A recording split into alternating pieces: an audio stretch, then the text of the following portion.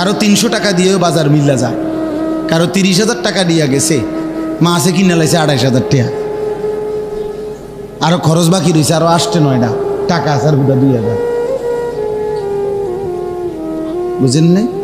আর ওই বেচারা 300 টাকা দিয়েই কি করে ফেলছে, প্রয়োজন পূরণ হয়ে গেছে। তো প্রয়োজন পূরণ হওয়া, হাজাত পূরণ হওয়া, এটা না দরকার। টাকা তো 3 কোটি, ঋণ তো 6 কোটি, বিল্ডিং গার্মেন্টস তো 60টা, কিন্তু লোন তো 200 কোটি। আমার কথা কয় না? হাজার হাজার বড় লোক, লক্ষ লক্ষ কোটিপতি এই দেশে, এই সমাজে হাসে কিস্তিতে, কাশে কিস্তিতে, হাঁটে কিস্তিতে, তার গাড়ি, তার ঘর, তার আসবাব, তার বাড়ি, তার বিল্ডিং, তার রুম, তার বাথরুম, তার টাইলস, তার হাসি কাশি সব লোনের উপরে, কিস্তির উপরে, কিস্তির উপরে, সব কিছু, সব কিছু, সব কিস্তি, সবে কিস্তি, সব কিস্তির উপরে। হারামখোর, হারামখোর কোনোদিন তৃপ্ত হয় না, নাফরমান কোনোদিন তৃপ্ত হয় না বাপ। এজন্য চলেন রাত গভীরে সিদ্ধান্ত নেন, আল্লাহকে ভোলা যাবে না। যুবক, আল্লাহকে ভোলা যাবে না। নওজোয়ান, আল্লাহকে ভুলো না ভাইয়া, আল্লাহকে ভুলো না। এরে দোস্ত, কেমনে বললে বুঝবা? একটা মানুষ হইল বুঝেন রে ভাই আজকে। তাহলে তাহলে প্রিয় ভাই, প্রিয় ভাই বলো তাইলে, দোস্ত আমার বলো, তোমার নিরাপত্তা কে দিল? রাত নাই, দিন নাই, একটা সেজদা দেয় না, এক ওয়াক্ত নামাজ পড়ে না, সারা দিন সারা রাত মোবাইলে নারী ছবি, অশ্লীল দৃশ্য আমরা দেখতেছি, হারামের উপরে আছি। বয়স্ক মানুষ, বুড়া হয়ে গেছে। আরে চাচা, আপনি 60 বছর, আপনি এখনো টেলিভিশনের মধ্যে বসা বসা নর্তকীর ছবি দেখেন, নাটক সিনেমা দেখেন। আরে বেশরম বুড়া, লজ্জা হবে কোন দিন? আর এই বুড়া চাচা, শরম হবে কোন দিন তোমার? 60 বছরও বেড়ি দেখার অভ্যাস নাই, 60 বছরও বিড়ি খায় মানুষ, 60 বছরও কথায় কথায় গালি দেয়, 60 বছরও কিস্তি নেয়। গুনাহ ছাড়বেন কোন দিন? কথা বলে না, গুনাহ ছাড়বে কোন দিন? এমন বুড়া মানুষ এখনো প্রত্যেক দিন মনে হয় অফিস টাইম, চা দোয়ানে বসা, এটা যেন ডিউটি, উনার সরকারি চাকরি। 2-4-5 ঘন্টা নারী ছবি, নাটক, সিনেমা। আর জিজ্ঞাসা করবেন না খবরে না কদ্দুর শুনি, কদ্দুর খবর শুনে গপ মারেন, কদ্দুর খবর শুনেন। তো খবর কি মানুষে চোখ দিয়ারই শোনে? মানুষে কি চোখ দিয়ে নি শোনে? কি দিয়া? তো আপনি যদি সাইয়া রয়েছেন বেটির দিকে, আপনি না বলে খবর শুনি, তো আপনি দোকানের উল্টা দিকে বসেন, আপনার কানে শুনলেই তো হয়েছে খবর, আপনি সেদিকে ফিরা বইয়েন। বোঝেন নাই আমার কথা? আপনি না বলে খবর শুনতে গেছেন, তো তো শুনলে তো কানে যথেষ্ট, শুনবার জন্য তো দেখতে হয় না। কথা বলেন না, তো আপনি সেদিকে ফিরে বইয়েন। হ্যাঁ, ওইদিকে ফিরে দিলাম রে, বইবিন কয়দিন আমরা দেখি। হ্যাঁ, এরপরে বলবো কি ও আর কিছু না, একটু লাইরা ছেড়ে দাও না, লাইরা ছেড়ে দাও, এত অসভ্য কিছু আসেনি দেখাও। লাইরা ছেড়ে নইলে আর কি দেখাইব? এর চাইতে জঘন্য খারাপ কিছু আর নাই তো কি? নাউযুবিল্লাহ। যদি কারো লজ্জা লাগে, যদি বলেন মুরব্বী মানুষের বুঝি মানুষ এডি কয়, তো আপনি ছেড়ে দেন, তাহলে আর আমাদের কইতাম না। কথা বলেন না কেন? আর যদি বলেন আমি এটা করি না, তো আমি কি আমাদের বলছি নাকি? তো আপনি চেতেন কা? কথা বলেন না কেন? আপনার কি বলছি নি আমি? তো আপনি ভালো হইলে তো আমার অসুবিধা কি? আপনার তো বলি নাই। আর যে এই পরিমাণ বদভ্যাস, উনি ছাড়বে না কেন? আমরা চাই আমার চাচা যেন হয় জান্নাতি, দাদা যেন হয় জান্নাতি, সন্তান যেন হয় জান্নাতি, স্ত্রী যেন হয় জান্নাতি। এক মুমিন কি এটা চাইবে না? তাইলে ইমানদারের চাওয়া তো এটা, পুরা ফ্যামিলি জান্নাতি হওয়া, পুরা পরিবার জান্নাতি হওয়া। নাহলে আমরা দাদার জন্য দোয়া করাই কা, যদি দোয়া করে দেন আমার দাদার লাগিয়া, আল্লাহ যেন আমার দাদারে মাফ করে দেয়। আমার আব্বার জন্য দোয়া করেন, আমার চাচার লাগিয়া, চাচা মারা গেছে, দোয়া করেন। আমরা দোয়া করাই না, তার মানে আমরা প্রত্যেকে চাই আমার দাদা, চাচা, মামা, ফুফা, খালু, আমার ভাই, বোন, স্ত্রী, সন্তান সবাই জান্নাতি হোক, এটা আমরা চাই না? তো তার জন্য কি কোনো উদ্যোগ নিতে হবে না? কোনো চেষ্টা করতে হবে না? আল্লাহ আমাদেরকে তৌফিক দান করেন।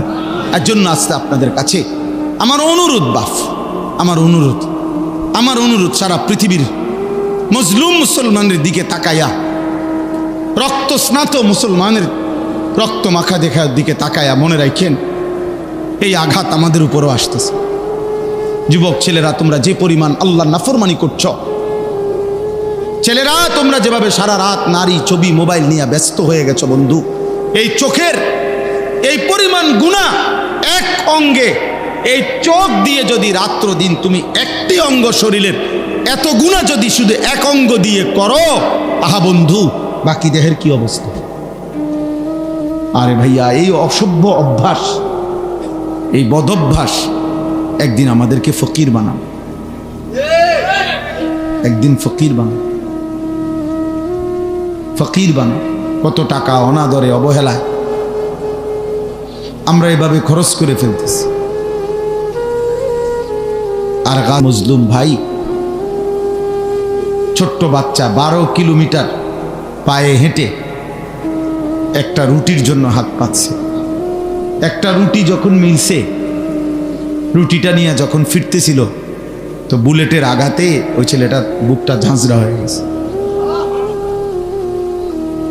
এই রুটি হাতেই শহীদ হয়ে গেছে। ইমানদার মুসলমানের হালাত যখন এমন, আর আমার সন্তানরা অকাতরে বাবার কষ্টের, মেহনতের উপার্জিত টাকা এইভাবে রাতকে রাত, দিনকে দিন অনাদরে শেষ করে দিচ্ছে।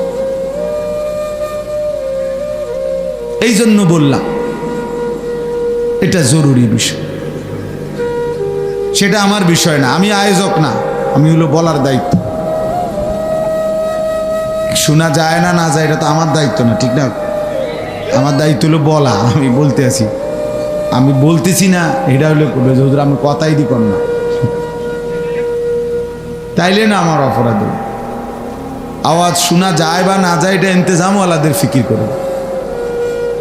আচ্ছা চলেন, তাইলে আমার বলার উদ্দেশ্য, যে শুনতেছেন শুনে, তাইলে আমার বলার উদ্দেশ্য হলো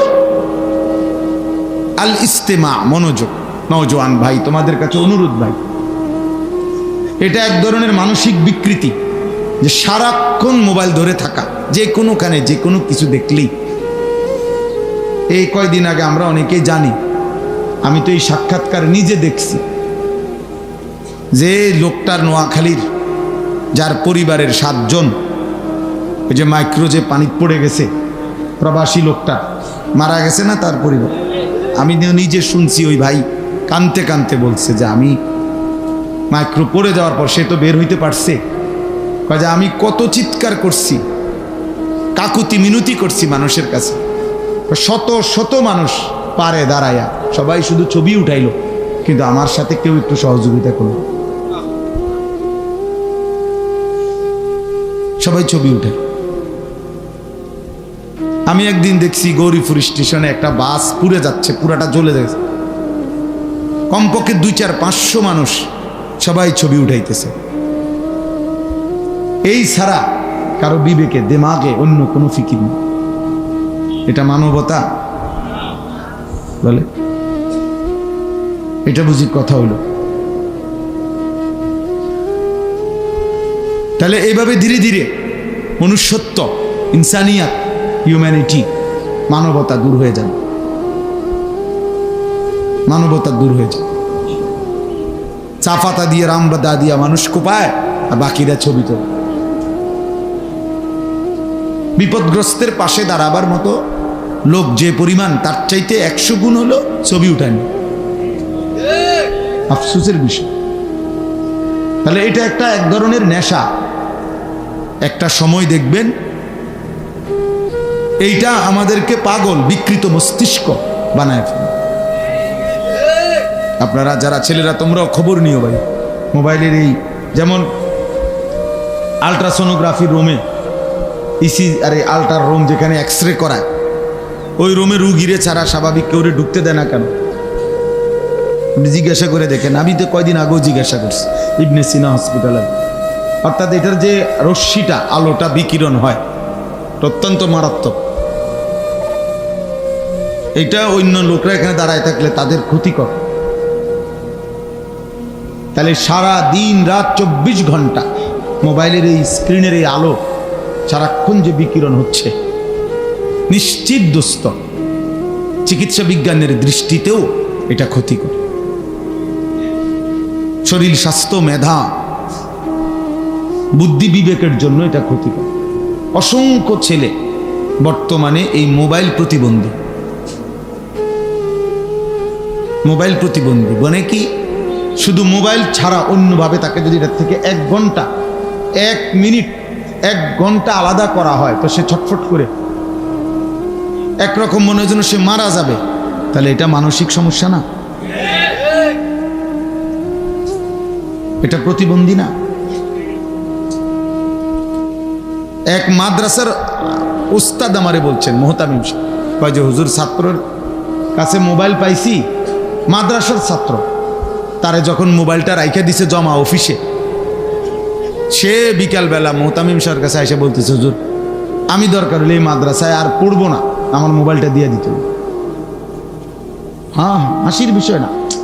আরে দোস্ত, এটা মজাকের বিষয় না, এটা তার চাঁদের দেশের গল্প না, এটা ভাবার বিষয়। গত 4-5 দিন আগে আমার একজন মোহতামিম আলেম, কসম আল্লাহর, উনি বলছেন 7 বছরের বাচ্চা ছেলে, মাদ্রাসার ছাত্র না, বাড়ির থেকে 1 সপ্তাহ বাড়ির থেকে আসছে তার বাবার সাথে। বলতেছে হুজুর বাবা সহ আসছে, যে বাবার হাতের বড় মোবাইলটা আপনার, এটা ওই ছেলের হাতে। মাদ্রাসাও যখন আসছে পড়ছে তখনও ছেলের হাতেই মোবাইল। আর ওই বাবা মাদ্রাসার দফতরে গিয়া, অফিসে গিয়া মাদ্রাসা বাচ্চার পড়ালেখার বা বেতন আদি সহ কোনো কথাবার্তা বলতেছে, আর বাচ্চা এটা হাতে নিয়ে তার রুমে ঢুকছে। ঢুকে ঠিক তার সমবয়সী বাচ্চা, 7 বছর মাত্র বয়স। কসম আল্লাহ, ওই হুজুর বলতেছে আরেক ছেলে গিয়া হুজুরে জানাইছে যে হুজুর দেখা জানাইছে, এই ছেলে ওই ছেলেরে উলঙ্গ ছবি, নেকেট ছবি কোথায় দেখায় মোবাইলে, তার বাবার মোবাইল থেকে খুলে দেখায়, একেবারে বিবস্ত্র ছবি।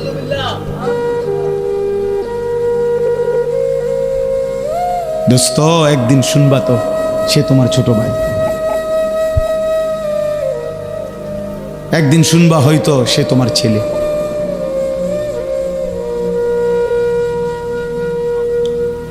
তখন বুঝবা অসভ্যতা আর মুসিবত কাকে বলে।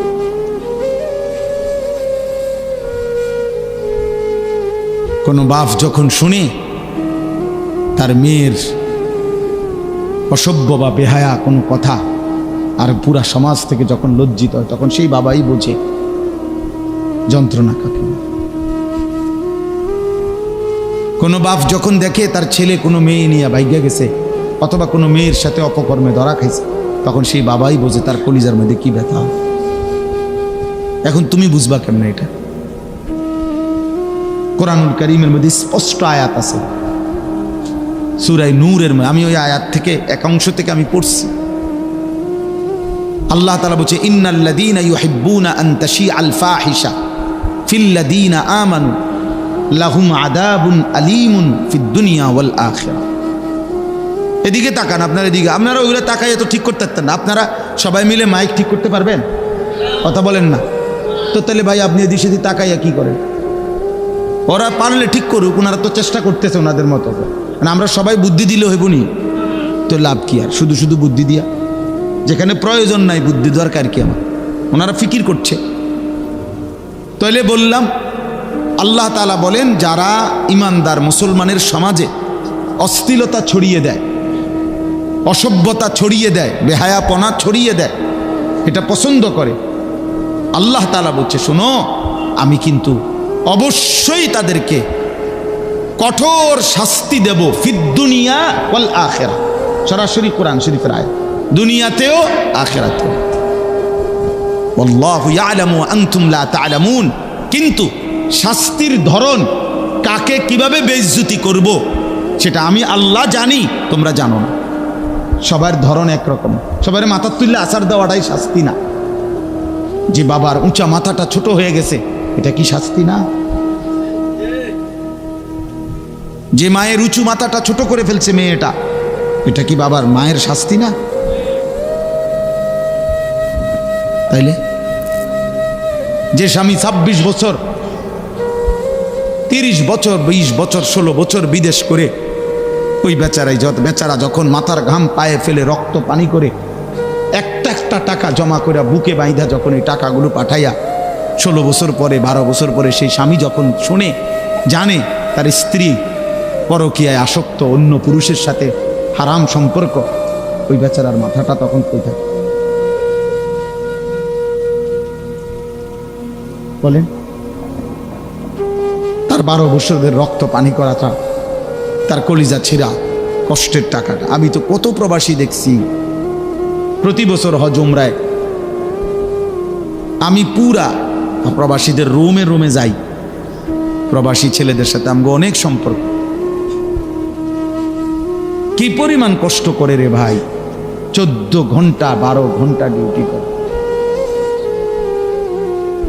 16 ঘন্টা ডিউটি করে। কথা কেউ কেউ আছে 12 ঘন্টা ডিউটি কইরা আর তো 12 ঘন্টা, তো ওই 12 ঘন্টার থেকে 6 ঘন্টা আবার আরেক কোম্পানি, ছোটোখাটো আরেকটা কোম্পানি ডিউটি করে, কইরা 18 ঘন্টা। কয়টা টাকার জন্য? ওভার টাইম করে। এরপরে আর থাকে মাত্র 6 ঘন্টা। তো বেচারা খাবে কখন, একটু বিশ্রাম করবে কখন? কাপড় চোপড় ধুইতে হলে তো সেই ধুইতে হবে, রান্না করতে হয় তো সেই নিজেই রান্না করতে হয়, এক গ্লাস পানি ডালতে হলে তো সেই, তার তো বিবি নাই, ছেলে নাই, মেয়ে নাই, স্বজন বলতে কেউ নাই, লগের রোমওয়ালা বেচারারও তো টাইম নাই, হে তোমারে বুঝি কাপড় ধুয়ে দিব। সেও তো ডিউটি করে, সেও তো কর্ম করতেই আইছে এখানে, কথা বুঝছেন? রুমমেটরা। এই মানুষটা এত কষ্টের পরে, আমার একবার গত বছর মনে হয়, না জানে তার আগের বছর, এক প্রবাসী বলছিল, হুজুর আমি 3 বার বাড়িতে ফোন দিছি, আমার বিবি একবারও ধরে না। 3 বার, এরপরে ছেলের মোবাইলে ফোন দিছি, 3 বারেই ছেলে বলতেছে, আব্বু আমি গেমস খেলতেছি, তোমাকে অবসর হয়ে ফোন দেবো পরে। কসম আল্লাহ, 3 বার ছেলে আমারে বলতেছে। তৃতীয়বারের পরে উনি বলতেছেন, আমি যখন আবার ফোন দিছি, আমার ছেলে আমার একটা ধমক দিছে, হুজুর বললাম না তোমাকে খেলতেছি গেমস, বলছি না তোমাকে অবসর হলে ফ্রি হলে ফোন দেব, বারবার ফোন করতেছো কেন? ওই বাবা আমারে বলছে, হুজুর আমি কাউরে না জানাইয়া পরে আমি নিজে টিকিট করে বাংলাদেশে আসছি। 5 তলা বিল্ডিংয়ে ভাড়া রাখতাম, গ্রামের বাড়িতে না রাইখা বাসা ভাড়া দিয়ে রাখছি। 5 তলার থেকে তারে হুজুর, ওই লোকে কইছে আমার, 5 তলার থেকে তারে সিঁড়ি দিয়া লাইতে নামাইছে, নাম লাথি দিতে নামাইছি, নামাইয়া তার মারে সহ গ্রামের বাড়িতে দিয়া রাইখা এই বিল্ডিং ছেড়ে দিয়া তো আবার আইসা পড়ছি বিদেশে, যে লাগতো না আবার বিল্ডিং রাইখা। সুখে যখন ভূতে কিলাইছে, তো এখন যাও, আগের যাচ্ছে না। আপনি ঠিকের লেগে আমি বইয়া না, আমি কোনো আপনি জিগাইছি না, আমার ঠিকের দরকার নেই, কথা বোঝেন নাই? আমি আপনার ঠিক বেঠিক লাগবে না, আমার কথা হইল বাস্তবতা, আমি বাস্তবতা তুলে ধরলাম। এই জন্য দোস্ত ছেলেরা বলি, বাবা মোবাইলের এই সীমাহীন আসক্তি প্রতিবন্ধী বানাবে, বুদ্ধি প্রতিবন্ধী, মেধা প্রতিবন্ধী, অর্থাৎ যার ব্রেনে ভিন্ন কিছু কাজ করে না। আমি অনেক সময় নিজে দেখি কোনো কাজে যদি খুব পেরেশানি থাকি, তো মাদ্রাসার কোনো উস্তাদ যদি কিছু বলে, 3-4 মিনিট বলার পরে আমি আবার বলি, ভাই আবার বলেন প্রথম থেকে কি বলছেন, মানে এই 3-4 মিনিট কিছুই আমার ব্রেনে কাজ করে না। তাহলে 24 ঘন্টা যার কলিজার ভিতরে নারী আসক্তি, ছবি, মোবাইল, এই বেচারাকে দিয়া পৃথিবীর উপকার কি হবে, আখিরাতের উপকার কি হবে? ও নিজের সংসার পরিবারের জন্যই বা কি করবে, আখিরাতের জন্য বা কি করবে? নাই তো যে পরিমাণ জনগোষ্ঠী আমরা, আমাদের দুনিয়াবি উন্নতিও আরো হওয়ার কথা ছিল যদি আমরা পরিশ্রমী হইতাম। ইসরায়েলে যে ইহুদিরা মুসলমানদেরকে প্রতিদিন হত্যা করছে বন্ধু, ইসরায়েল ওদের মূল জনগোষ্ঠী সর্বমোট 1 কোটি নয়, তুমি খোঁজ লাগাও। মাত্র 92 থেকে 97 লাখ মানুষ এই ইসরায়েলের মূল জনগোষ্ঠী, 1 কোটি না। আমাগো বৃহস্পতিবারে সায়দাবাদ যাত্রাবাড়ি ঢাকায় দাঁড়াইয়া তাই মনে 1 কোটি মানুষ। ঢাকা শহরে মানে বৃহস্পতিবারে ছুটি হয়, বাড়িতে আসার জন্য সব স্টেশনে গাবতলী, ফার্মগেট, সায়দাবাদ, যাত্রাবাড়ি মিলাইলে মনে 1 কোটি মানুষ দাঁড়াইয়া। আর ওদের পুরা দেশের জনগোষ্ঠী 1 কোটি না, কিন্তু তাদের যে রাজধানী তেল আবিব, আপনি যে কোনো কেউ আপনি দেখেন খবর নিয়ে, তাদের রাজধানীর স্লোগান হইল পৃথিবীতে ইসরায়েলের রাজধানী তেল আবিবের ব্যাপারে একটা কথা প্রসিদ্ধ হলো, এটা এমন একটি শহর ইসরায়েলের রাজধানী যে শহরে কখনো রাত হয় না। জানেন যে শহরে কখনো কি হয় না মানে কি? মাশাআল্লাহ, চাচা বুঝছেন কথা। অর্থ হইল অন্ধকার তো হয়, কিন্তু এখন মনে করেন বাংলাদেশে ঢাকা শহরে রাজধানী যত অফিস আছে সরকারি সব কিছুতে এই মুহূর্তে তো বন্ধ, ঠিক না? এখন রাত, আবার কালকে সকালে কি হবে? 8টা বাজে শুরু হবে। যত বড় কোম্পানি হোক হয়তো রাত 8টা পর্যন্ত, 4টা পর্যন্ত চললে আস্তে আস্তে রাত 10টার ভিতরে, 8টার ভিতরে দেখা গেছে সব কি হয়ে গেছে, ক্লোজ হয়ে গেছে। কিন্তু ইসরায়েলের ওইখানে তারা শিফটে কাজ করে, অর্থাৎ 8 ঘন্টা বাই 8 ঘন্টা, 24 ঘন্টাই রাত দিন বরাবর। রাতের কখনোই এমন একটা টাইম নাই যে টাইমে তাদের কর্ম বন্ধ। বুঝছেন না? 3 8 24, 8 ঘন্টা ডিউটি করলে 3 শিফট, 24 ঘন্টা ভাগাভাগি করে। ফলে 24 ঘন্টায় তারা কাজ করে যায়, ফলে কয় যে সেখানে কখনো কি হয় না, রাত হয় না। এই জন্য মাত্র 1 কোটি জনসংখ্যার কম, অথচ তারা হচ্ছে গোটা পৃথিবীর সবচেয়ে বেশি অস্ত্র আমদানিকারক দেশ। পৃথিবীতে সবচেয়ে বেশি অস্ত্র কেনে সারা পৃথিবী থেকে তারা। এক একটা অস্ত্রের দাম হাজার হাজার কোটি টাকা, এক এক মিসাইল, এক এক বোমা 1-200 কোটি টাকা না মিয়া, 1-200 কোটি না, হাজার হাজার কোটি টাকা, million million dollar, billion billion dollar. তাহলে এত বিপুল পরিমাণ টাকা, তাহলে কোনো না কোনো ভাবে তারা উপার্জন তো করে। এটা কথা বুঝেন নাই? উপার্জন করে কিনা? এটা তো হালাল হারাম করে পরিশ্রম করে কিনা? হারামের উপরেই পরিশ্রম করে। তো আমার ইমানদার তো হালালের উপরেও পরিশ্রম করে না।